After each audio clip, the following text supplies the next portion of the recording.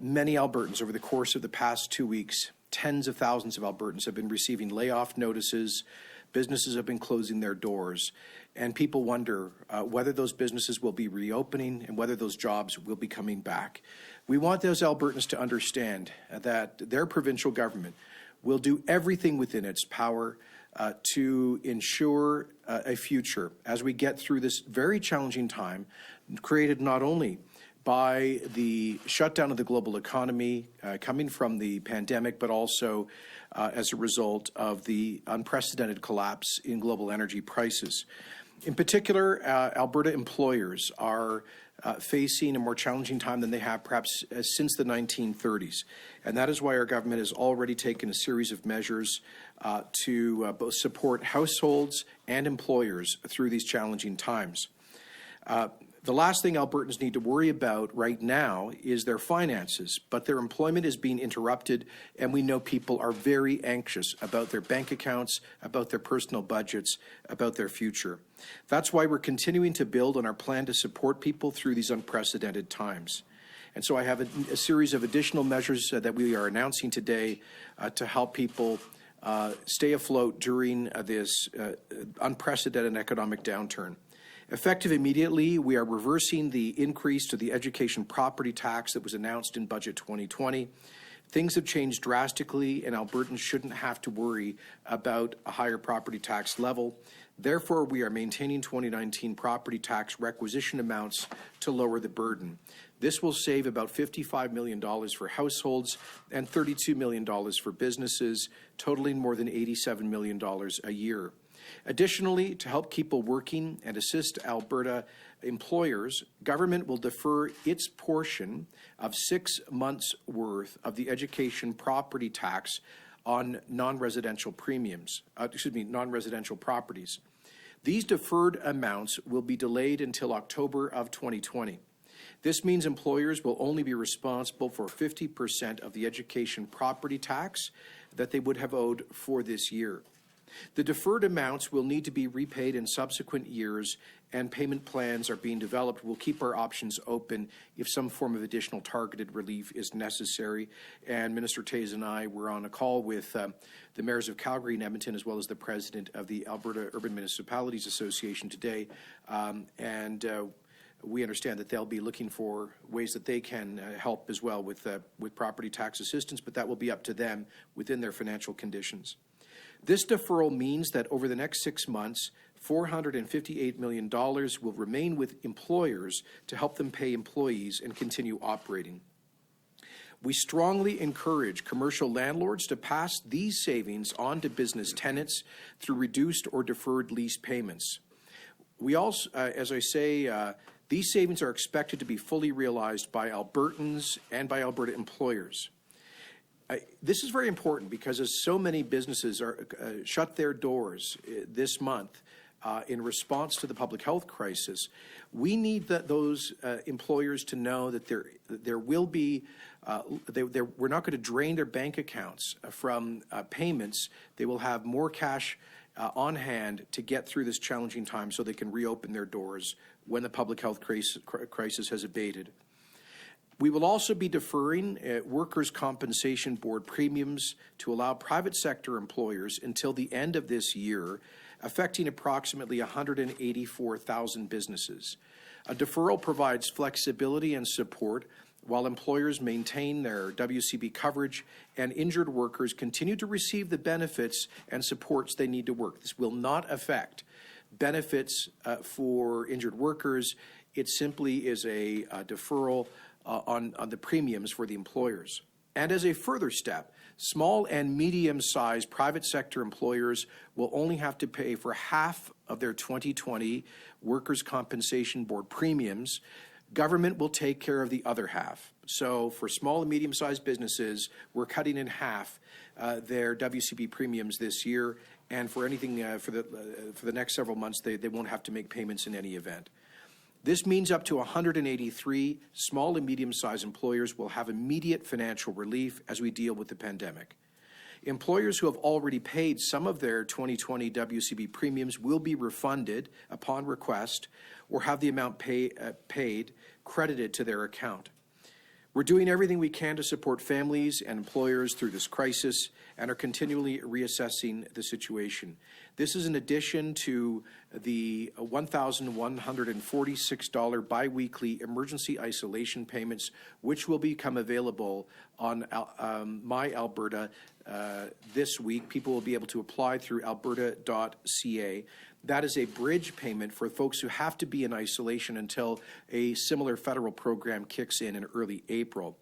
It's also in addition to our deferral of business taxes this year, to our direction to the Alberta Treasury branches and to credit unions to provide for mortgage payment relief, as well as flexibility on commercial loan and personal loans. It's in addition to our elimination of AER fees for the balance of the year for energy producers, and our direction to gas and electricity utilities companies not to engage in collections for the next 3 months, giving people relief on the utilities payments. It's also in addition to our deferral on Alberta student loan payments, as well as the government will be covering the interest costs in the interim. And in addition to the $500,000 emergency supplement to the health budget, the $60 million civil society fund that is helping homeless shelters and charities serve the most vulnerable at this time. I have a couple of other messages before taking your questions. First of all, we have tens of thousands of snowbirds returning home from points south now at the end of March.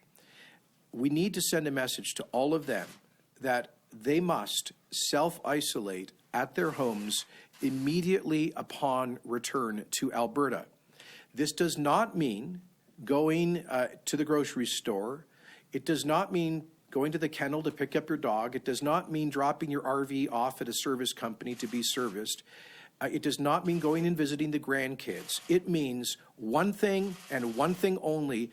When you come into the country, whether you're driving north through Coots or you're landing in one of our airports, you must go directly and immediately to your home without stopping.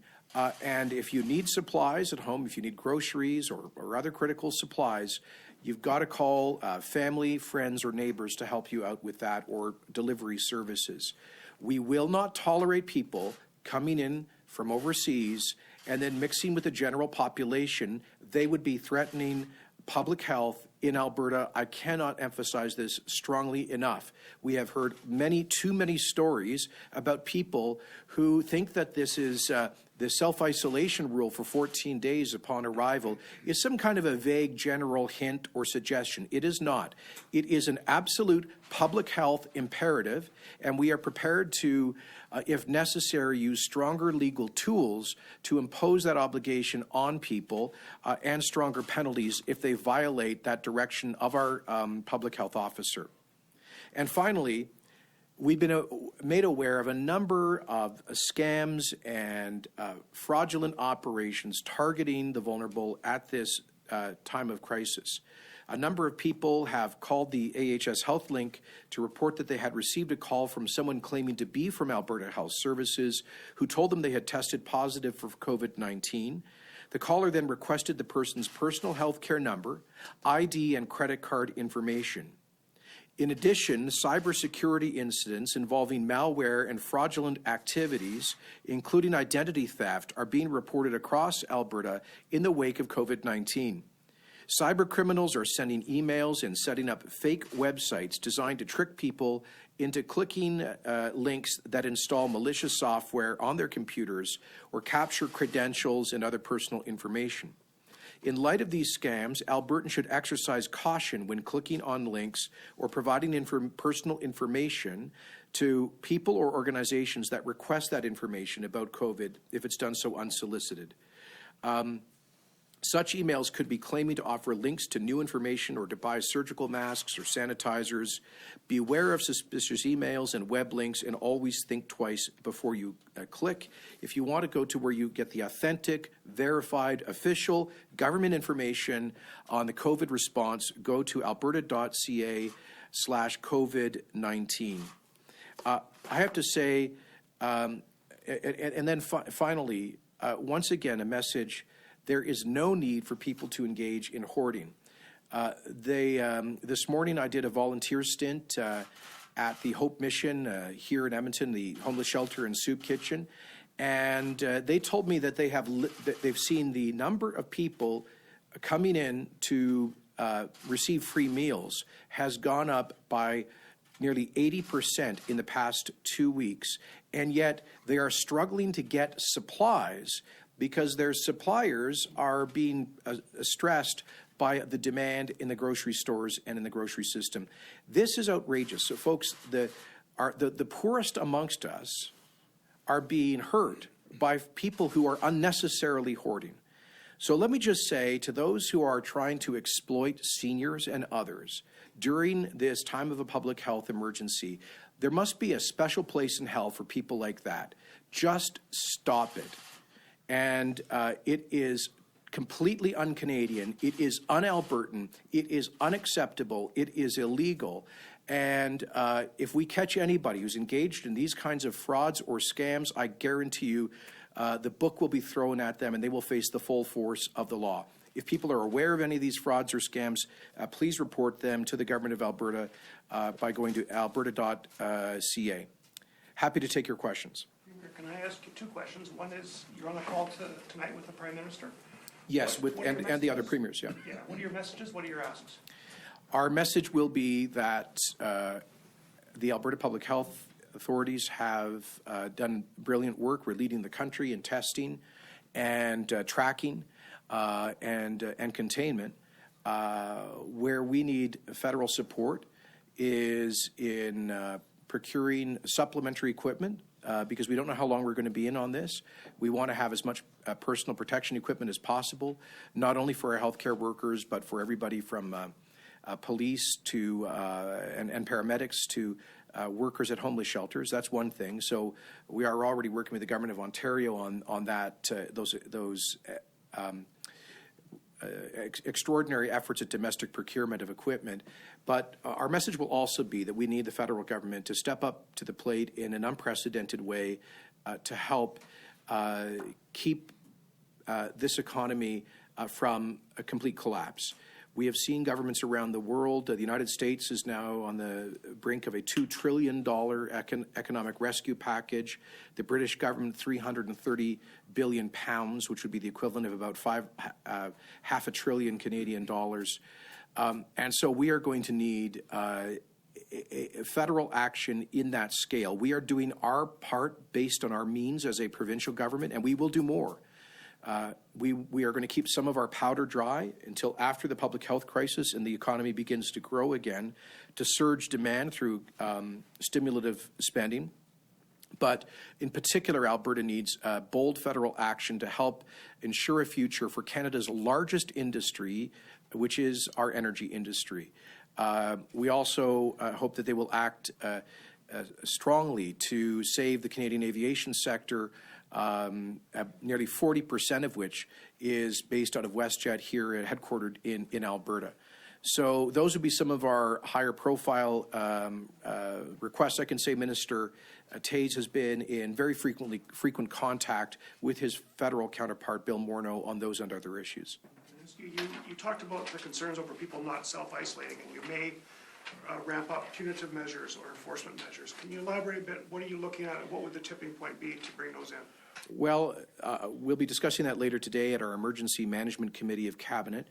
We do have the power to issue quarantine orders. I have directed that we further increase the Alberta health presence at ports of entry, including we've already done that since last week at the Calgary and Edmonton airports and at the Coots border crossing. I've asked that we look at taking one step further and look at potentially issuing people with quarantine orders. So there is no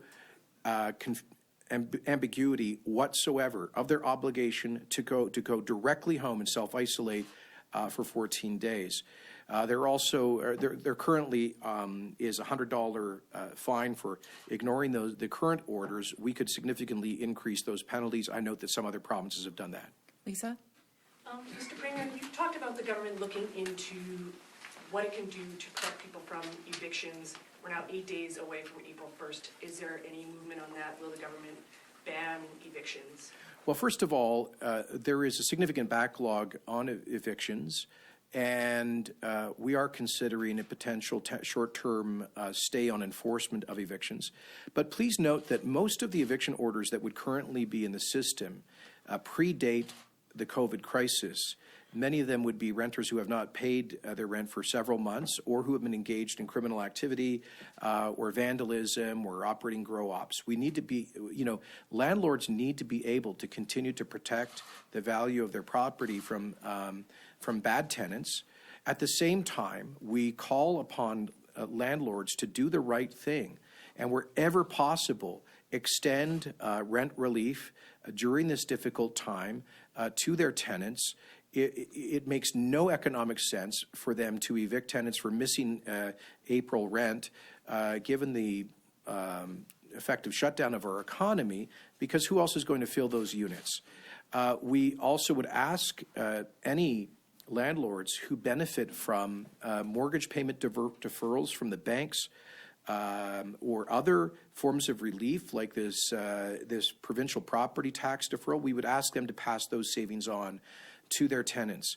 We have a working group within the government. My principal secretary is on the phone right now with officials from Alberta Seniors and Housing, with municipalities, and with the rental sector to see if there are additional measures that we can take. We're also consulting with other provincial governments that are facing the same challenge. I would just point out that the notion of barring landlords from collecting rent over the next 2 or 3 months could lead to a total collapse of the stock of housing that's available to people. So we have to be very careful about how we deal with this, and that's why we're developing additional policies, and our cabinet will be meeting on those policy ideas later this week. Fletcher? Premier, on the tax relief being offered today, hearing from a number of businesses, and they're just beside themselves that there's zero revenue coming in right now. How, based on some of the models that you might have right now, how much difference will this make, do you think, for some of those people who are just saying, a little bit of a break here, a little bit of a break there probably doesn't make a difference? I've got no revenue. So, exactly. So, look, first of all, we're doing everything we can within our control to stop taking money out of their bank accounts, just to keep them as liquid in terms of their cash as possible. So we've announced, obviously, the deferrals on Alberta business taxes, now on property taxes, on various kinds of fees and payments. And Minister Toews is looking at the entire range of provincial fees that are charged to see what we could suspend, defer, forgive. So we're doing everything we can to at least relieve that financial pressure from them. But clearly, bigger steps may be necessary that are beyond the fiscal power of the government of Alberta. I see that in Denmark, that the government has stepped in to offer payments of 80% of salary up to a certain cap for anybody who's had to leave work at this time, to keep a connection with the employer to help accelerate the restart when we get through this. And I think the U.S. Congress is looking at similar measures. So we're going to ask the federal government, especially for those small, the larger businesses that have big balance sheets and large lines of credit are generally better equipped to get through this crash in their revenues. But I'm really concerned about the SMEs. I was chatting with a friend of mine who runs a small restaurant on White Avenue in Strathcona yesterday. He said that, first of all, he hasn't gotten a dime out of his own business for over 3 months. Basically, the only income he gets is tips from waiting tables, and he owns the restaurant. And he's had to lay off 3/4 of his staff, and that was before this moment, where he's now having to shut down completely. And he doesn't know whether he'll be able to reopen. So we'll continue to work with the federal government on additional ideas about how we can ensure that those businesses survive this difficult period. Do you want to complement that, Travis? Well, sure, Premier. And with respect to the Workers' Compensation Board premium deferral, again, the deferral in total is $1.1 billion, so it's a significant deferral that will drive liquidity or cash availability to businesses in the province. But for small and medium-sized businesses, again, as the Premier noted, we're going to be covering half of their annual premium. So that's approximately $350 million. And many of these businesses, small businesses, have already paid their premium, or their premium is coming due right now. So for those that have paid it, they will be getting, they can apply for a rebate, which will be cash back in their pockets. For those that have the bill sitting on their counter right now, they're relieved of paying it. So as the Premier noted, we're looking at everything we can do within our ability to provide cash relief and ultimate expense relief to those, especially small and medium-sized businesses. Janet? This is for the Premier. So we've seen other provinces or other provincial legislatures and the House of Commons. Travis, give me a little more social distancing there, my friend. Sure. But it's supposed to be 2 meters, I think, is the rule. That's exactly my question, which is about there's social distance measures that are being taken place in other legislatures that are sitting on an emergency basis. Is it still safe for the Alberta legislature to sit? And what specific measures are you taking to keep people apart from each other? We've seen some MLAs express concern. Yes, we believe it's safe, and it's first of all, I think it's essential that the basic institutions of our society continue to function, and so I consulted with the Leader of the Opposition twice in the past 10 days on this point, and last Thursday afternoon we came to an understanding that we should keep the legislature in session and available to meet as necessary when important business arises. The government may be coming forward with additional legislative amendments to facilitate our emergency response, both on the public health and the economic side. And so we need the legislature to be able to do that. And I do think the legislature should be able to meet, at least on a limited basis at this difficult time, to review our entire government response to the COVID-19 crisis. We did discuss a protocol where we would keep less than 50 members in the legislature at any given time, so we can space out there. So to be clear, the public health direction is no organized events of more than 50 people. There was an exception made, obviously, for essential services, including the legislature. So we're developing, the two House leaders, the government and official opposition House leader, are developing an agreement so that both caucuses would keep the numbers down to less than 50 and space each other out in the legislature. So we're not concerned about the public health aspect of that. And basically the agreement is to operate on a limited as-needs basis in the next several weeks until this is over. Just a follow-up question that's totally unrelated from my colleague about the Babylon app. So apparently there was some notice given to the Privacy Commissioner that this was going forward, but they're not going to be able to get around to reviewing the privacy concern around this app for something like a year. So what sort of steps did your government take to make sure that this app was in compliance with privacy law before you deployed it? Well, I'd have to refer that very specific question to the Minister of Health, but I will say that the Babylon platform has been used in some of the most advanced public health care systems in the world for several years now, beginning with the National Health Service in the United Kingdom.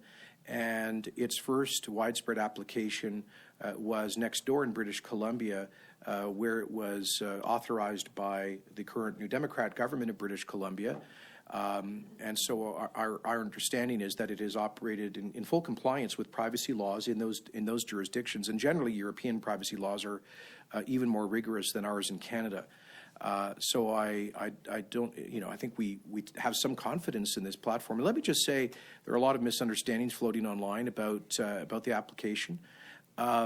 This is simply a 21st century version of calling up the doctor. These are secure. It's not the only application of its nature. There are several online applications for delivering health information with whom we are in discussions. The point is that telehealth is going to be part of the future of delivering health services, and I think it's more important now than ever during a pandemic when we want to minimize the number of patients who actually go into doctors' offices and emergency wards. That's why we wanted to accelerate the agreement with TELUS to offer Babylon Health. And let me be further clear that it is completely voluntary. You need patients who want that convenience.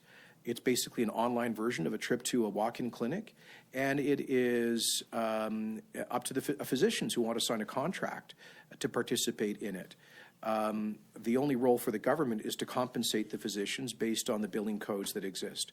So, as I say, there's been, I understand, a very positive experience with this particular application in jurisdictions like the United Kingdom and British Columbia, and I anticipate that there will be other secure online health applications introduced into Alberta over the years to come. Let's go to the phone operator. Can you put through the first caller, please? Thank you. Yes, the first question is from Don Braid. Your line is open. Please go ahead. Premier, you'll be talking, I expect, with the Prime Minister this afternoon about the imposition of the Emergency Act, the Federal Emergency Act, which would change this whole game and presumably level out penalties and some protocols for handling self-isolation and so forth across the country. And my question is, do you in principle agree with the imposition of the Emergency Act? I presume after some discussion of what kinds of areas you'd expect not to be touched because you're doing them well or think you're doing them well. And I guess this would probably include closing borders of both land and air. Could you respond? Sure, Don. We have not asked the federal government to declare that act. I don't see a pressing need for them to do so. I can certainly say here in Alberta, we have acted early and strongly to protect public health. I'm not sure what additional powers the federal government could do to assist us further in that regard. They have already passed an order in council closing the borders of Canada to foreign nationals with the exception of essential visitors from the United States. I think that was a responsible move that quite frankly should have happened a long time ago. I think the pressure for them to do so is coming in large part from the Northern Territories because their governments just frankly do not have the size or capacity to cope with a public health crisis of this nature. And the territories have a unique relationship with the federal government. They're not completely sovereign governments like the provincial governments of Canada. So we would, I'll listen to the conversation, but we don't see a pressing need for that here in Alberta. We would certainly ask the federal government, if they intend to do that, not to subordinate emergency management efforts by Alberta and other provincial governments. We don't need that level of confusion. And quite frankly, I think our officials here on the ground know best how to respond to the public health imperative than bureaucrats in Ottawa do. Obviously, we want a very high level of coordination across the country between provinces, the federal government, and territories, and we have that cooperation. Every day there is a conference call amongst the provincial public health officers, I believe chaired by the president of the Public Health Agency of Canada. And we as premiers through the Council of the Federation have already met by telephone several times in the past 2 weeks. I think our provincial health ministers and finance ministers have also been in discussion. So there is a great deal of cooperation across the country, but I certainly would not want to lose the ability for us to address the challenges here on a local level. Each province is a little bit unique or distinct in the nature of the challenge they are facing. We are landlocked. British Columbia is right next to a hotspot north of Seattle. Some East Coast provinces have very low levels of infection. So I think, we support coordination on a national scale, but at this point we do not see a compelling need for the federal government to come in here and take over emergency management. Do you have a follow-up, John? Yes, you do not yet have, we do not have in this province yet a public state of emergency. We have a public health emergency. Correct. State of emergency is a different thing, and I understand that would allow you to close borders on your own to Saskatchewan and British Columbia, obviously, and to the Americans. Do you have any thought of stepping that up?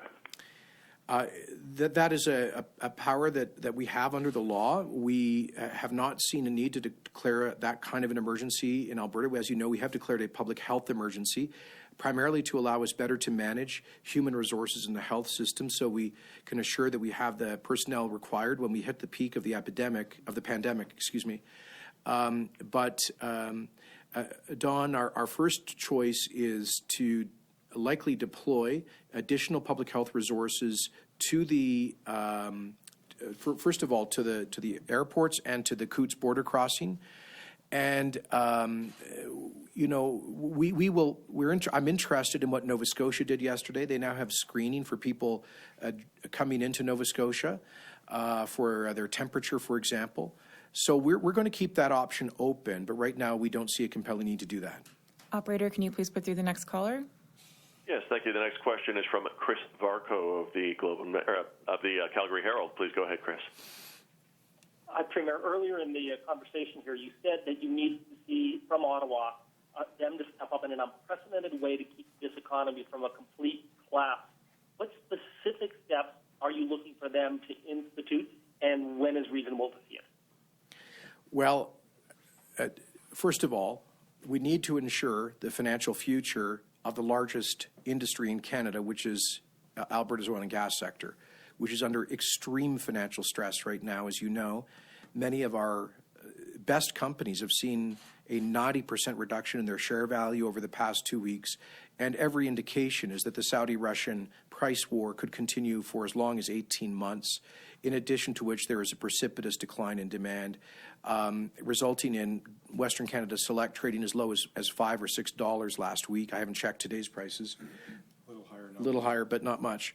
And so the implications of this could be catastrophic for the largest subsector of the Canadian economy, the largest export industry, which is responsible for 250,000 direct jobs and hundreds of thousands of other indirect jobs. So Minister Tays has been working with his federal counterpart on that. My office has been in close touch with the Prime Minister's office, the Bank of Canada, the chartered banks, and our oil and gas producers in that respect. Secondly, we I think need to see some extraordinary action to save the Canadian aviation sector. That includes both our airlines and the airports themselves that are under extreme stress right now. But WestJet is a very important Alberta-based company, and I've made the point clear to the Prime Minister that any assistance that Air Canada might receive, WestJet must receive at least equal and similar forms of assistance.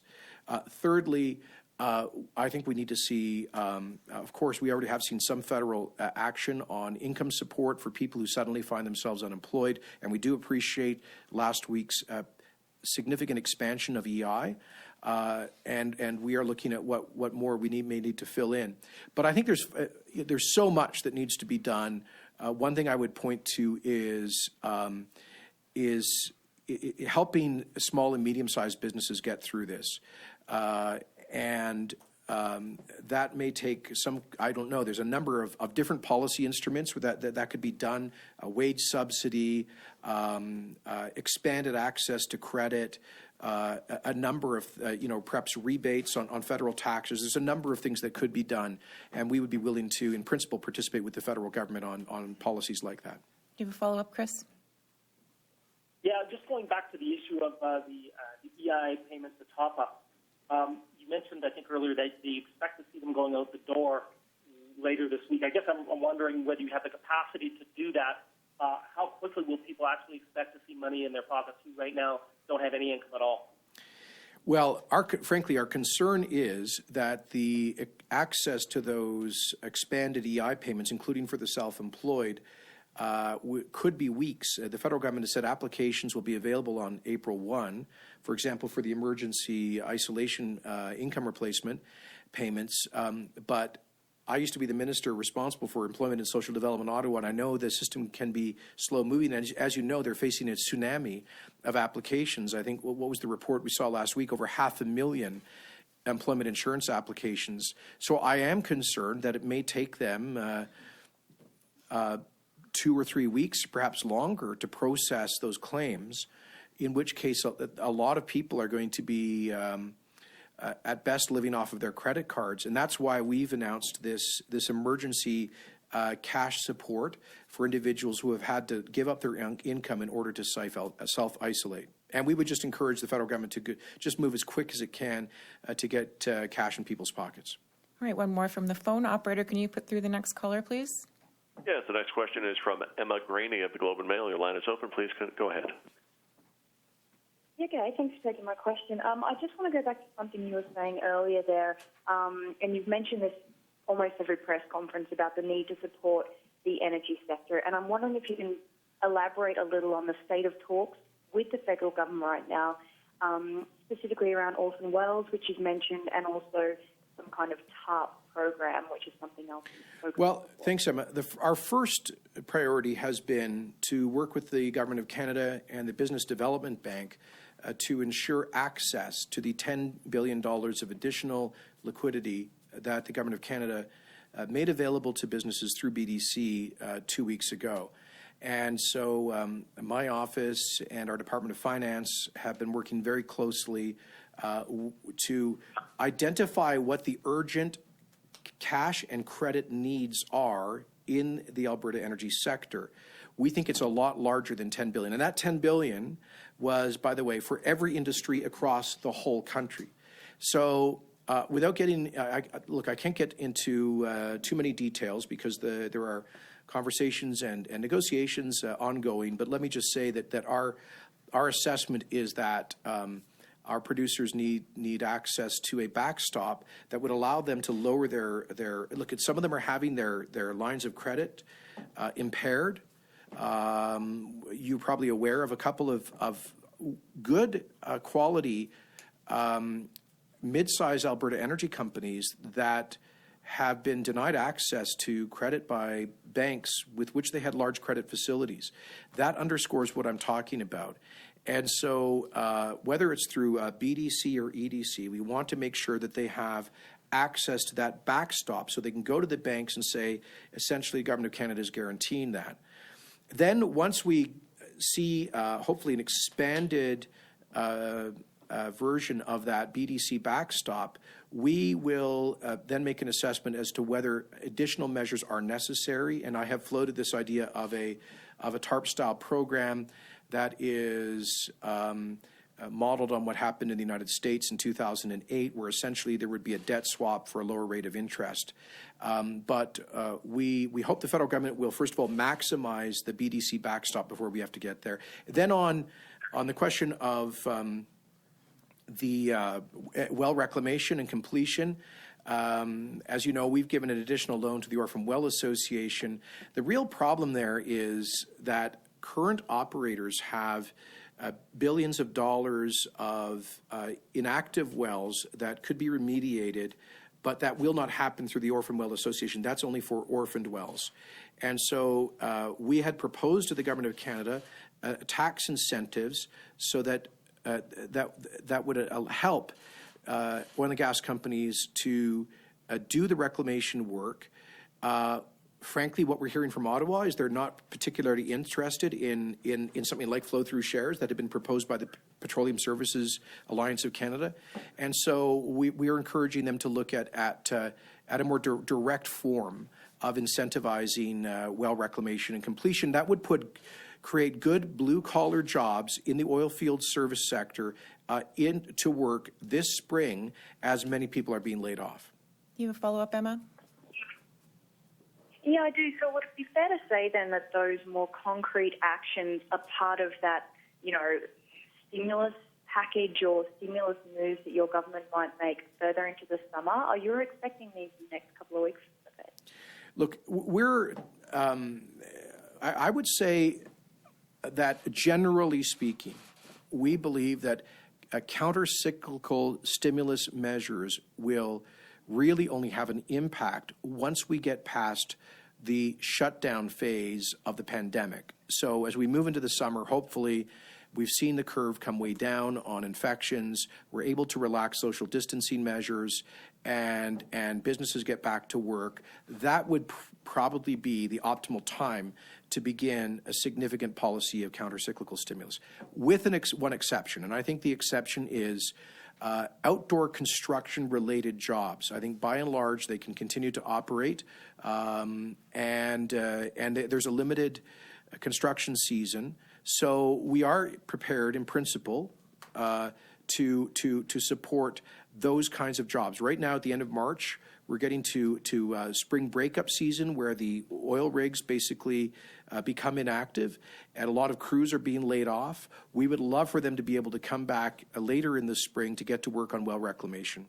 All right, well, back to the floor for a question in French. Is that fair to say, Travis? Absolutely. Oui, j'aurais deux questions en français.